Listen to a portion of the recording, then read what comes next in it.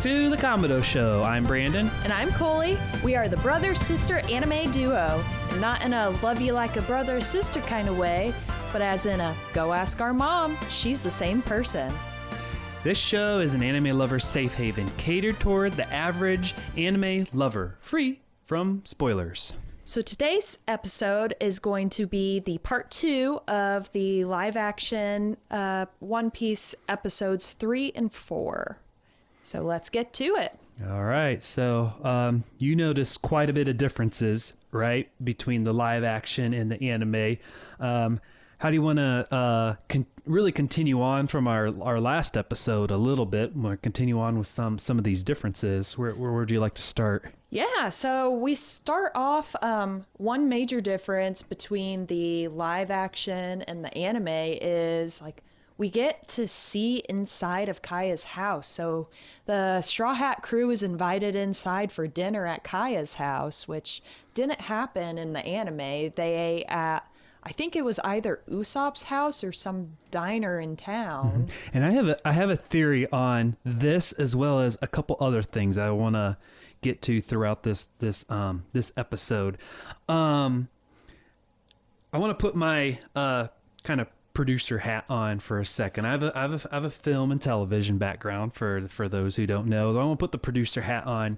So this is the first season in a live action anime, which usually live action anime usually are movies, and they generally don't do well.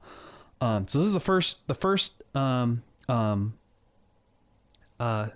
season of this, and generally in television, a lot of times the first season is almost like a trial. Kind of getting the feelers out. So my theory is, I'm thinking budget wise, I wonder if it made more sense rather than have a scene at Usopp's house and then a scene where the crew meets Klahadore and those guys.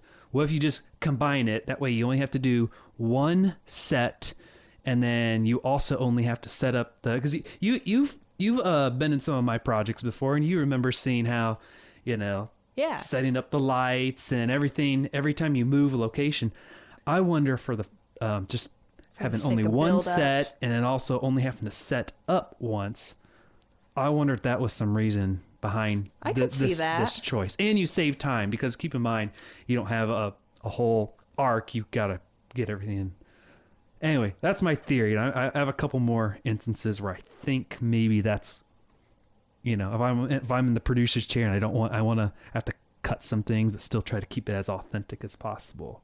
Sorry. Okay. Rant over. That was just something I was thinking about and wondering why did they do that?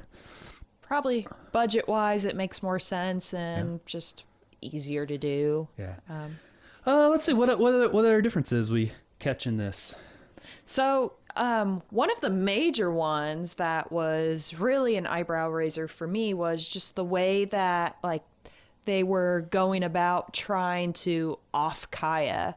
So in the anime, they're just like, we're going to murder this girl, just get all the pirates together and we're just going to kill her in the confusion and chaos of everything. And it'll just look like she was kind of just caught in the crossfires in a way. But here they're like actively poisoning her, and it seems like they're trying to just make it poison, like they're gonna poison her and she's just gonna kind of go on her own, like coincidentally on her 18th birthday. Wow, how does that happen? Well, of course, and I think we'll talk about this a little bit later on, but of course they didn't have the whole pirate crew where she could get caught up in the mix and there were 3 somehow. Pirates. Yeah. Don't know where they are. We don't know where they were. But we'll get to that. We'll get to that here in a little bit. Let's see. Where's some other differences we had listed here between the live action and the anime that you noticed? So most of it was like the dinner. So they had focused on just kind of us getting to know Kaya a little more, like what her life is like with just being a lonely, wealthy heiress in a sense, but like everyone around her, aside from Mary, is basically like plotting her demise. So she's getting together for dinner with the Straw Hat crew, and they're all eating all this fun, exciting stuff. And Kaya's like, well, I'd like to try the fish. And Klahadore just shuts that down immediately. Like, no, you're having this blue, weird looking soup.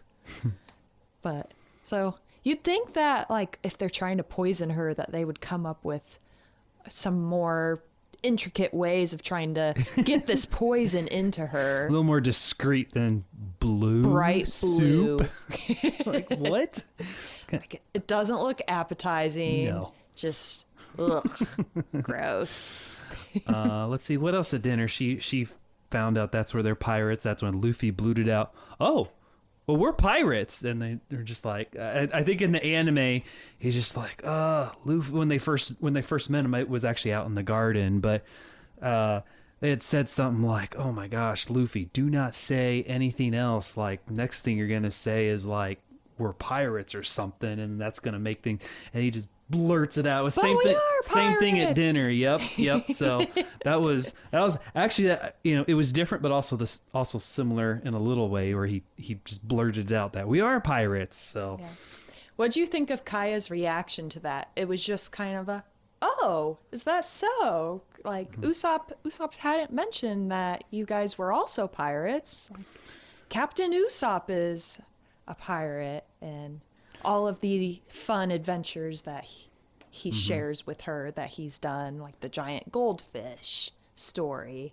Well, perhaps because of that, she wasn't as alarmed by them being pirates. Maybe Klahadore was more alarmed than anything, but it didn't really, at this point in time, I don't think the Straw Hat Pirates are exactly a threat to anyone, because they're not really on anyone's radar. So you just kind of see a couple goofballs coming in saying they're pirates. Probably doesn't raise too much eyebrows.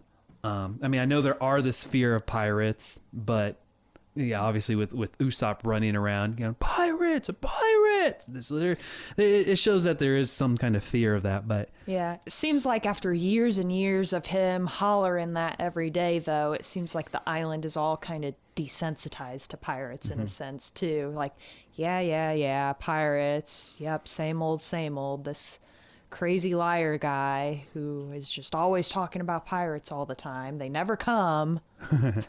Yeah. I want to say something on that a little bit later, but going back to Kaya's reaction to Luffy, I mean, really, she doesn't. Her reaction is pretty minimal, and even when, I don't know if we get into when she, like when they do, like, I guess we call it the sleepover or whatever. She didn't really have a big reaction to Nami either.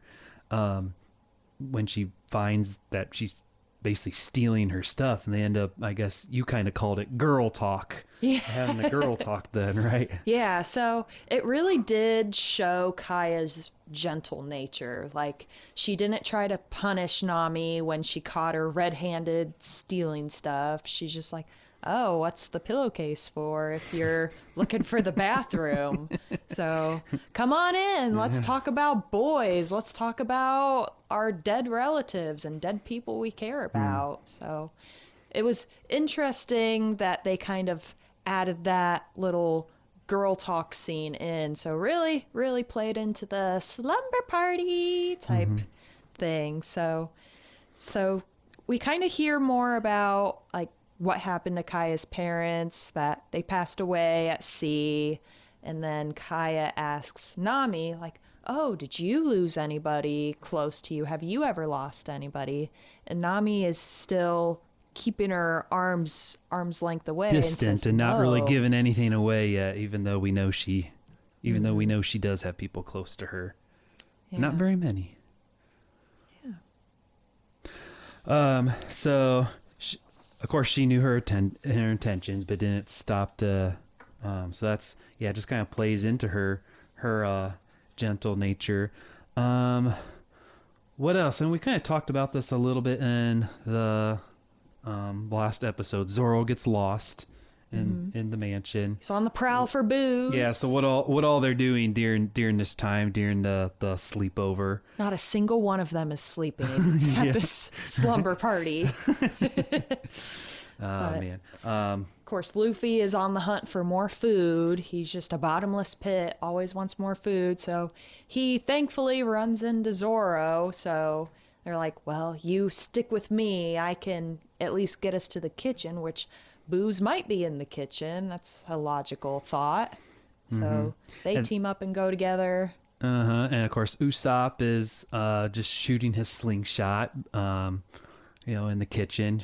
It's really kind of showing us his marks, or his his shooting skills, or his marksmanship. I don't know what you call that, but it was a clever way to show that, because eventually he does kind of become the crew's sharpshooter. Yeah, exactly. Yeah. Runs the cannons, and he always has his that slingshot. Yeah, it was a good opportunity for Luffy to talk about how he knew his dad, which I know he says that somehow in the anime they somehow talk about that. I think they were on the beach when he says he knew his dad, but yeah. So it was cool that they got to make that connection. Like, you know my dad? Yeah, I know your dad. I got to talk to him. He used to talk about you all the time. And so it was cool that it's just such a small world in that instant, so. Yeah. And kind of continue on with Usopp and his dad and all that, which we said a little bit something earlier about pirates are coming. This is another difference I noticed. They didn't really make they in the live action they said they had him doing pirates are coming, but in the anime, when after basically this, I guess we call it an arc. Is this called an arc when they're on this island? Yeah, what do you call say it? So. Okay, so as they're leaving, and it might have been Mary who said this. It wasn't just Usopp running around like an idiot going, pirates are coming, like it was just some practical joke, and perhaps it was a practical joke to some degree, maybe sometimes, but really, and I think it was Mary who said this in the anime, who comes out of this alive. I'm pretty sure it was him at the end of the anime explains that Usopp would run around saying this because of his dad being a pirate, and he thought it was him being hopeful that it was his dad returning home. So it was almost just like wishful thinking in a sense. So you get that. I think it means a little bit more to his character and impact of the story, not just him running around as a liar. My dad's coming home. Mm-hmm. Exactly. So, anyway, that was one major difference. I kind of wish we got that in the live action, just to really connect to Usopp's character a little bit, how he really looks up to his dad and being a pirate. And of course, he had his own little pirate crew, even though they were just those two little kids. Usopp, that is, just those two little kids that they ran around. Yeah, they didn't have that in the live action. They didn't have the little kids in the live action. Yeah, another thing I realized they missed. Yeah. What else? What else do you want to get to with the... So, we're doing the slumber party with the Straw Hat crew. So I guess I'll ask you the question. Would you want to host a slumber party with the Straw Hat crew? Oh man, me host it? Well, let's review who we have here. We have Luffy, who eats everything. Which, I mean, if you have a party, I guess that's okay. You eat everything. Zoro drinks everything. Nami steals everything.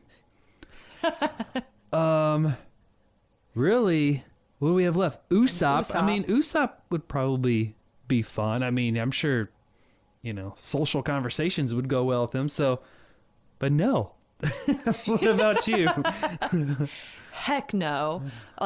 They're awesome. They'd be fun to go to a party with at somebody else's house. Like, heck yeah, I'd go to a party with them at some other poor sap's house.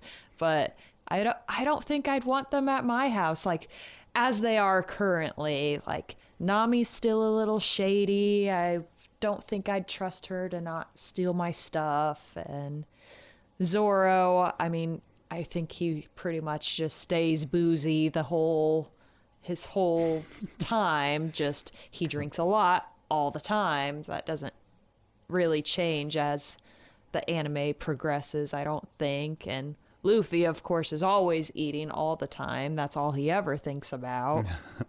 Just meat. Uh-huh. But, yeah.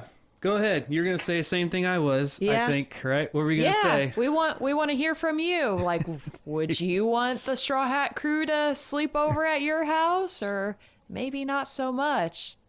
We want to hear from you. Leave us a comment. It's like we're brothers and sisters or something. We're going to say the same thing. All right, so let's talk about the battle now. Differences in the battle. Yeah. The battle was definitely different. So, Oh, yeah. I mean, literally night and day difference. So, of course, in the anime, most of it occurs on the beach. So they're fighting on the beach with all of like the pirates from Klahadore, or Captain Kuro's crew from the Black Cat Pirates. Mm-hmm. So maybe that's a reason why it occurs at night inside the mansion. So you only have the 3 pirates to really deal with rather than a huge army of pirates. Yeah, and one of the things remember when I was talking about budget, I think that's something to do with this. I suspect. Well, let's keep it all within the mansion. We don't have all the extra pirates or any of this. You really just don't have to hire actors if you just keep it like more close and in the mansion, almost kind of like that horror kind of feeling, where it's just mainly one guy going after everybody. Yeah, so it was interesting, the pirates on Klahadore's crew that they decided to keep. Like, they kept the 2 that were called Siam and Butchie, which you kind of see them in the anime as well, Right. but they're brothers in the anime. So Okay. Yeah. So that was a difference there too, as well, right? And those were the only. So really, it was just 3 of the Black Cat Pirates, right? We didn't have Django. yeah, Right. the guy who walks backwards and hypnotizes people. Yeah, we didn't have Django, which he played a pretty big role in the anime. Yeah. So- I kind of vaguely remembered that guy until I had like went back and reviewed and watched some of those. But yeah, like he was a pretty big. He was pretty much the lieutenant or like second in command, right? Yeah, he kind of was the reason that took both Luffy and Zoro out in the anime. So, like, in the live action, Luffy eats all the poison soup and like passes out, and Zoro gets clonked on the head and passed out, which I don't think actually he got stuck. He got stuck on the beach. Yeah, 'cause I don't think he ever really got beat, did he? He was. I don't think so. He They was they just poured that real slippery stuff down the. It's kind of down their the own hill. fault. Yeah, yeah. And then really Nami was the one, because she's like, nope, you're not taking my treasure. So she threw probably the most valuable fighter they had, and she ran to the front line. It's like, what were you gonna do, Nami? Like, okay, you get your you die getting your treasure, or you could live and not get it. Anyway, Yeah. Yeah, but circling back, so what happened in the live action was like Luffy passed out from eating all the poison, but in the anime, he gets hypnotized by Django. So like the hypnotism kind of puts Luffy out.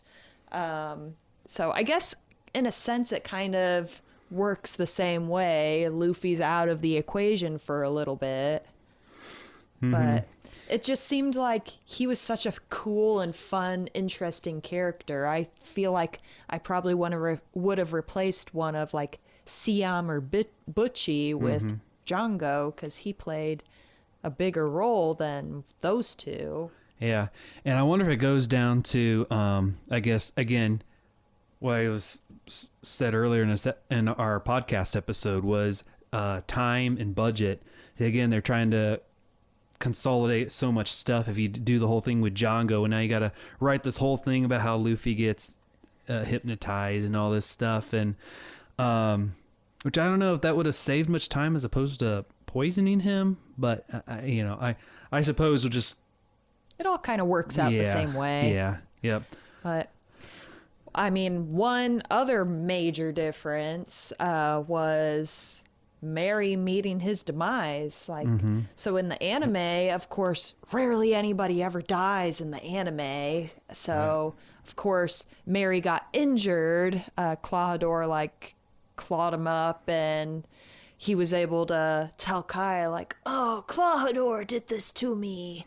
And in the live action, Clawhador kills him. Yeah. Like, that doesn't normally happen in the anime, so that was kind of a shocker. Like, oh, this guy like actually killed him. Yeah. And dumped him in that well. Yep. But so that was one major difference that I thought of. So in the anime, when Usopp was telling Kaya, like, hey, Clawhador isn't who he says he is. He's a pirate. He's a bad guy. In the anime, she didn't believe him, and she just, like, left it at that. You're a liar. I don't believe you. So Mary actually ended up having to be the one to actually open her eyes to be like, oh, Clawhador is a bad guy. Whereas in the live action, she believed the pirates after Nami came in and basically told her, like, hey, he's a bad guy. We gotta do something. Yep. Let's see what else. What other differences? Of course, we had the Marines making an appearance at the Banshin. Never happened in the anime. In fact, the Marines were not even involved in this arc in the anime. So again, I think they're trying to make a bigger deal out of with Kobe. Sorry. We're seeing a lot of him and the guy with the goofy haircut too. So that's interesting that they're letting them play a larger role, but no pirates. Yeah. Yeah, that is very interesting. We also didn't get any backstory with Captain Kuro and showing how he did of course you would have needed Django again to show how he hypnotized someone from the crew, and then they basically faked his death and all that stuff, and then it even shows how they hypnotized Captain Morgan. Remember him from the past episode? How they hypnotized him, Captain Morgan. Axe Hand Morgan. Yep. Capturing Captain Kuro. And then eventually Captain Morgan saying, I was the one who single-handedly captured him. Well, it's because Django hypnotized him, but we don't have Django in this. So leaves a lot of holes. There is a little, or just kind of almost little details that you appreciate. Yeah. Well, one major difference that we have to talk about, it's the one that the whole audience was rooting for.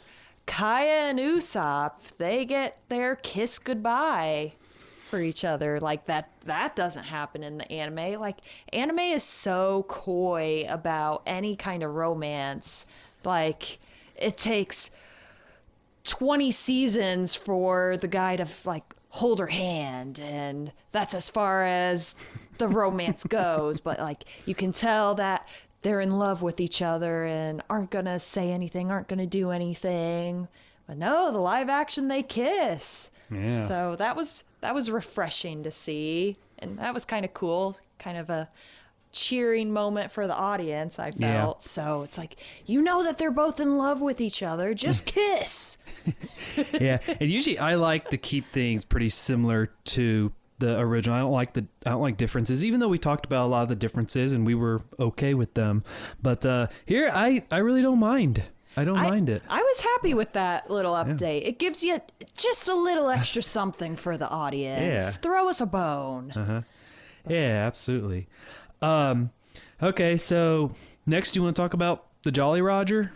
Yeah, so of course Luffy draws the very first Jolly Roger, and apparently like art is not his strong suit. Like we'll leave stretching to him. Like art is just not his strong point. He's not a good drawer, so you kind of get the gist of what he wants, but it just didn't quite turn out the way like the crew It wasn't wanted. scary the way Zoro said, or it wasn't what was some of the other comments that why they didn't like it? It just looked bad. Just looked bad. Like it was all just jank. Like it didn't look like a skull and crossbones. It didn't look like a hat. It just, you kind of got the colors. You kind of got the gist. It looked like a 4-year-old drew it. So then Usopp came up with another design, right? Yeah, but of course it looked like Usopp. So The Usopp Pirates! So it looked like Usopp. So Zoro was like, "This isn't scary. This is a no-go." And Oh, that's where he said it, yeah. yeah. Well, Luffy was also saying, "I'm the captain. It needs to look like me." Okay, So- yeah, there it is. That's where all the comments came from. And then, of course, what do we come across finally then? Our official Jolly Roger, the Straw Hat Pirate Crew. So we get our official Jolly Roger, and it looks great after Usopp draws it up. So it turned out great. So I'll ask the question. We talked about whether or not you'd want to join Luffy's crew or if you'd want your own pirate crew. If you have your own pirate crew, what would you choose for your Jolly Roger? Oh, man, I don't know. You know, I'm, of course, a Dragon Ball Z guy or a Naruto guy. So I don't know. Maybe I'd do something from that. But, you know, if you do Dragon Ball Z, it's like, what would you do? Shenron? That looks like Kaido, which is Kaido's second form. So it's like, well, I don't want to look like Kaido. Do I go with something from Naruto? What would I you don't do? know. Like a fox? Maybe like the Nine-Tailed Nine-Tailed Fox, Fox? maybe. Yeah. Oh, do you remember who was it? We did the it was like a filler episode where they did the competition with Foxy. Oh, no. So your Jolly Roger's gonna be Foxy's Oh, no. Jolly Roger. Okay, scratch that. I don't want to. All right, well, what would yours be? Okay. Well, folks, Brandon might need a little help with his Jolly Roger, so shoot us a comment. Let us know what Brandon's Jolly Roger should be. On the other hand, here's what my Jolly Roger would be. So, we talked last episode, part 1 of this episode 3, that our figureheads, which is the front of the boat, like what the ram is for the Going Merry right now, my figurehead would be a jellyfish because like they're graceful and beautiful, but they can mess you up if So yours would match then, huh? Your Jolly Yeah. Roger and the figurehead. Yeah, so I'd match it, and it would just be a skull as the head, but then it would be also a jellyfish on the bottom. So you get the skull still, but it's also a jellyfish. So Okay. Yeah, the pirates in the One Piece world, their Jolly Rogers don't really match their. Did I say their Jolly Rogers? Their figurehead and their Jolly Rogers don't really. I don't think they oftentimes necessarily are the same thing, but so yeah, that's cool though. You match them both. yeah, That is gotta be very matchy. What else? Is there anything else you want to cover in this episode of our podcast that I've forgotten? I think that's it. So like our like the kiss goodbye for Usopp and Kaya, we're gonna kiss you guys goodbye for this episode. All right. Like she said, that's all for today's episode of the Kamado Show. I'm Brandon. And I'm Coley. Thanks for tuning in. Don't be a Kamado. Like and subscribe to our channel for more anime fun with your favorite brother-sister anime duo. Now, new episodes come out weekly, so let us know what you'd like to talk about next, and we will see you next time on The Kamado Show.